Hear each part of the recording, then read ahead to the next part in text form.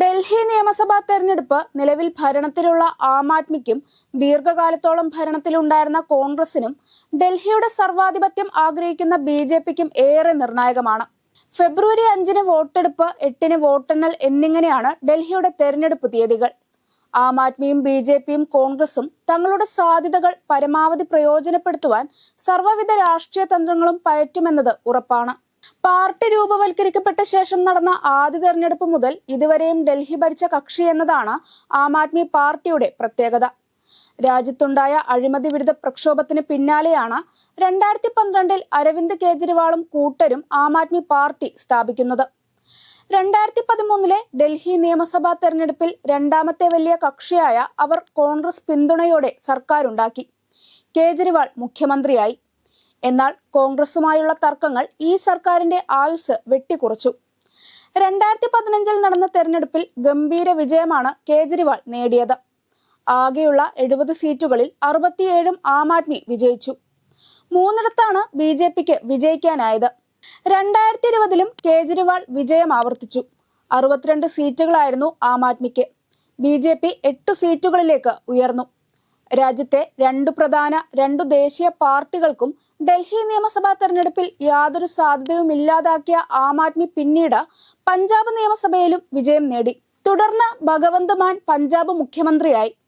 2023-ൽ Delhi party എന്ന നിലയിലുള്ള അംഗീകാരവും ആം ആദ്മിക്ക് തെരഞ്ഞെടുപ്പ് കമ്മീഷൻ നൽകുകയുണ്ടായി. ഡൽഹി മദ്യനയവുമായി ബന്ധപ്പെട്ട് കേസിൽ അറസ്റ്റിലായി ജയിലിൽ കഴിഞ്ഞ കേജ്രിവാൾ ജാമ്യം നേടി പുറത്തു വന്നതിന് പിന്നാലെ ഇക്കഴിഞ്ഞ സെപ്റ്റംബറിൽ മുഖ്യമന്ത്രി സ്ഥാനം രാജിവെച്ചിരുന്നു. പാർട്ടിയുടെ മറ്റൊരു സീനിയർ നേതാവായ അതീഷിയാണ് ഇപ്പോൾ മുഖ്യമന്ത്രി കസേരയിലുള്ളത്. ഈ തെരഞ്ഞെടുപ്പിൽ ജനവിധി നേടിയ ശേഷമേ താനിനി മുഖ്യമന്ത്രി കസേരയിൽ ഇരിക്കൂ എന്നാണ് കേജ്രിവാൾ പ്രഖ്യാപിച്ചിരുന്നത്.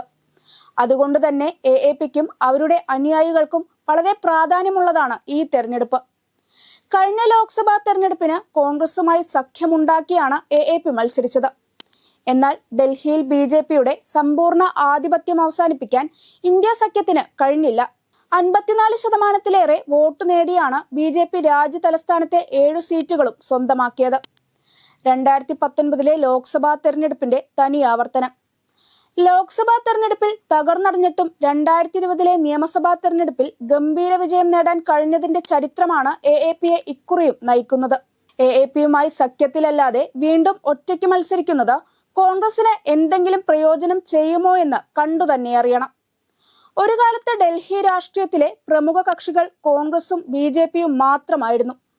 1998 മുതൽ 2013 വരെ കോൺഗ്രസ് നേതാവ് ഷീല ദീക്ഷിത് ആയിരുന്നു അധികാരത്തിലിരുന്നത്. തുടർച്ചയായി 3 തവണ ഷീല ദീക്ഷിത് മുഖ്യമന്ത്രിയായ ശേഷം കോൺഗ്രസിന് ഇവിടെ ദയനീയമായ തകർച്ച നേരിടേണ്ടി വരികയായിരുന്നു. 2.5 പതിറ്റാണ്ടായി ഡൽഹിയിൽ അധികാരത്തിന് പുറത്താണ് BJP. ഇക്കുറി അധികാരം തിരിച്ചുപിടിക്കാനുള്ള എല്ലാ സാധ്യതകളും പാർട്ടി മുന്നിൽ കാണുന്നുണ്ട്. ഹരിയാന, മഹാരാഷ്ട്ര നിയമസഭാ തെരഞ്ഞെടുപ്പുകളിലെ തകർപ്പൻ വിജയം BJPയുടെ ആത്മവിശ്വാസം വർദ്ധിപ്പിക്കുന്നു. മാത്രവുമല്ല, കഴിഞ്ഞ ദിവസം 8ഓളം ആം ആദ്മി MLAമാർ BJPയിൽ ചേർന്നിരുന്നു. ഇതും BJP പാളയത്തിന് കൂടുതൽ ആത്മവിശ്വാസം നൽകുന്നുണ്ട്. അതോടൊപ്പം തന്നെ അതിശക്തമായ അഴിമതി ആരോപണങ്ങൾ ആം ആദ്മിക്ക് ഈ തെരഞ്ഞെടുപ്പ് കാലത്ത് നേരിടേണ്ടി വരും. ഈ പ്രതിസന്ധിയെ എല്ലാം ആം ആദ്മി എങ്ങനെ അതിജീവിക്കുമെന്നത് കാത്തിരുന്ന് കാണേണ്ട കാര്യം തന്നെയാണ്.